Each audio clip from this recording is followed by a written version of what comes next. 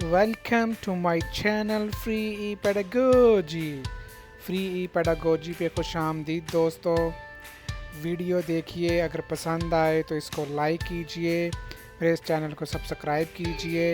अगर वीडियो पसंद ना आए तो इसको डिसलाइक कीजिए, कमेंट कीजिए, और अगर पसंद आए तो दूसरे दोस्तों के साथ ज़रूर शेयर कीजिए। Thank you very much. आज हम पोलैंड में मौजूद नमक की कान के बारे में बात करेंगे, जो कि 700 साल पुरानी है। मज़ीद मालूमात के लिए ये वीडियो एंड तक देखें। ये 700 साल पुरानी नमक की कान कोरोना के मरीज़ और बहुत सी बीमारियों के मरीज़ों के लिए तवज्जो का मरकज़ है, जहाँ पर वो जाकर वर्जिश करते हैं। पोलैंड में मौजूद ये नमक की कान, जो कि 700 साल पुरानी है, आजकल बहुत से सियाहों की तवज्जो का मरकज़ है। ये नमक की कान ज़ेरे ज़मीन 130 मीटर है। ये नमक की कान आजकल लोगों के लिए एक सेहत का मरकज़ भी है। बहुत से लोगों और डॉक्टरों के मुताबिक ये नमक की कान कोरोना के मरीज़ों के लिए एक शिफा का मरकज़ है।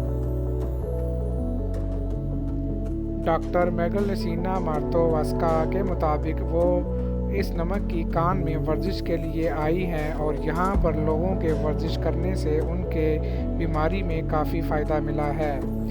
यहाँ पर बहुत से नमकियात हैं जो कि सोजन और बैक्टीरिया के फैलाव के ख़िलाफ़ काम करते हैं,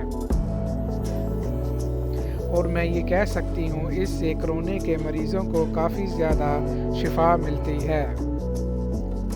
ये सब लोग यहाँ पर इसलिए आए हैं कि ये यहाँ पर आकर कुछ ना कुछ अपनी बीमारी का इलाज कर सकें। इन सियाहों में से कुछ लोग ऐसे हैं जो कि कोरोना के मरीज़ हैं।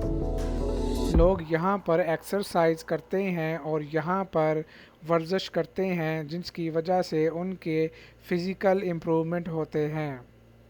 ये लोग इस नमक की कान में वर्जिश करने के लिए छोटे छोटे ग्रुपों में आते हैं। ये लोग यहाँ पर डांस क्लासेस और वर्जिश की क्लासेस भी करते हैं। कुछ मेडिकल साइंसदान इस बात पर मुत्तफिक नहीं हैं कि नमक की कान में वर्जिश करने से उनकी बीमारियाँ दूर हो जाएंगी।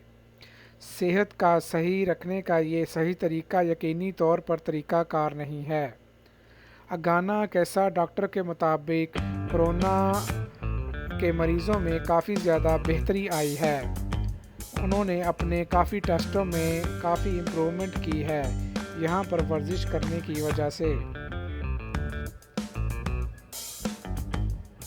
लोग यहाँ पर 3 हफ्तों के लिए आते हैं और सारे वर्जिश करने के लिए आते हैं।